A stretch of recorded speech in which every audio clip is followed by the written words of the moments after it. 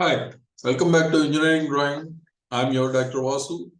ఈ వీడియోలో line incline to both the planes లో ఇంకొక ప్రాబ్లం చూడబోతున్నాం. Front view of a line AB 50 degrees angle to XY. So angle ఇచ్చారు. Front view angle అంటే alpha, apparent angle. అలాగే it measures 55 mm అంటే length కూడా ఇచ్చారు. While it's top view is 60 degrees inclined to XY line. Top view inclination అంటే beta ఇచ్చారు కానీ length ఇవ్వలేదు. And a 10 mm above HP 15 mm in front of అంటే ఒక ఎండ్ పొజిషన్ ఇచ్చారు. కాబట్టి ఇక్కడ మనం ఏంటంటే find true length of the line and true inclinations కనుక్కోవాలి. ఎలాగంటే ఫస్ట్ రిఫరెన్స్ లైన్ డ్రా చేద్దాం. పాయింట్ ఏ మార్చేద్దాం. 10 mm అబోవ్ ఒక లైన్ డ్రా చేస్తే ఈ లైన్ మీద పాయింట్ ఏ ఉండాలి ఎక్కడో పాయింట్ లో.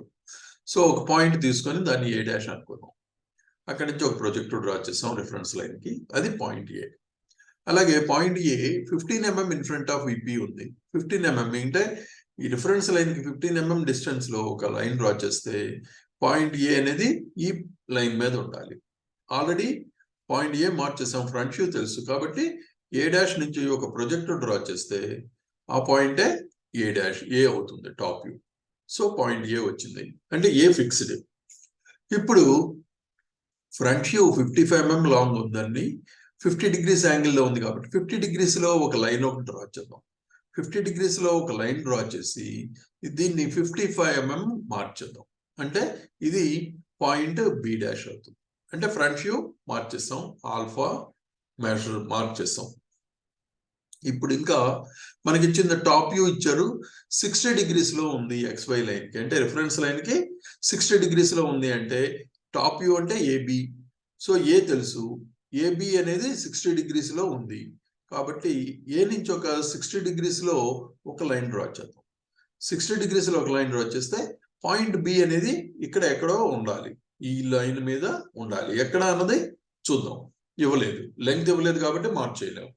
మరి ఇప్పుడు మనం ఎలా డ్రా చేయొచ్చు అంటే బి తెలుసు, బి డాష్ తెలుసు front view. B dash B అనేవి రెండు ఒకే ప్రొజెక్షన్ మీద ఉంటాయి, ఒకే ప్రొజెక్టర్ మీద. కాబట్టి బి డాష్ నుంచి మనం గనక ఒక ప్రొజెక్టర్ డ్రా చేస్తే ఈ విధంగా ఈ ఇంటర్సెక్షన్ పాయింటే బి అవుతుంది.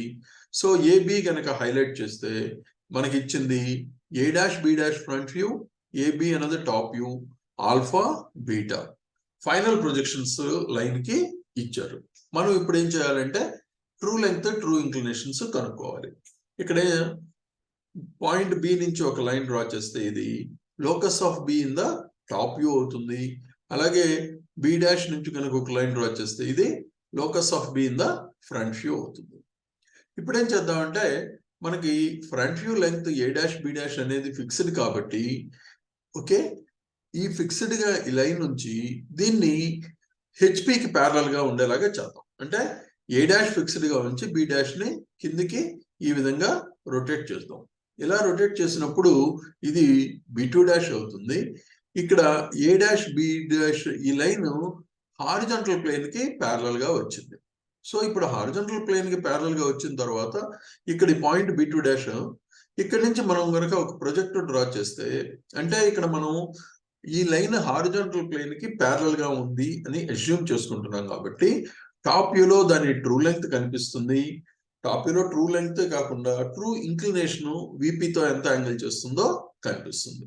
సో ఇక్కడ నుంచి కనుక ఈ పాయింట్ నుంచి మనం ప్రొజెక్టర్ డ్రా చేస్తే ఈ లోకస్ మీదకి లోకస్ ఈ ప్రొజెక్టర్ ఇంటర్సెక్ట్ చేసుకునే పాయింటే మనకి బి2 అవుతుంది. సో ఏ బి2 కనుక జాయిన్ చేస్తే అదే ట్రూ లెంగ్త్ అవుతుంది, ఆ లైన్ యొక్క ట్రూ లెంగ్త్ అవుతుంది. ఆ ట్రూ లెంగ్త్ ఎంత ఉందన్నది మనం మెజర్ చేసుకోవచ్చు.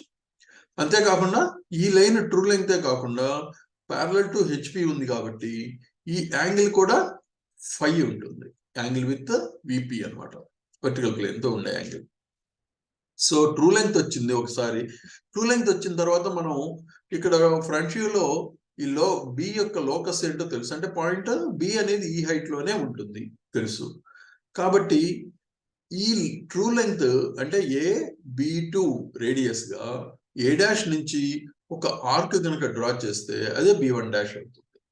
సో B1 డాష్ వచ్చిన తర్వాత మనం A డాష్ B1 డాష్ కనుక జాయిన్ చేస్తే ఇది ట్రూ లెంగ్త్ తీసుకొని జాయిన్ చేస్తున్నాం అంటే ఫ్రంట్ వ్యూలో VPకి ప్యారలల్ గా ఉంది అని అజ్యూమ్ చేసుకున్నాం కాబట్టి మనం ఫ్రంట్ వ్యూలో ట్రూ లెంగ్త్ వచ్చింది.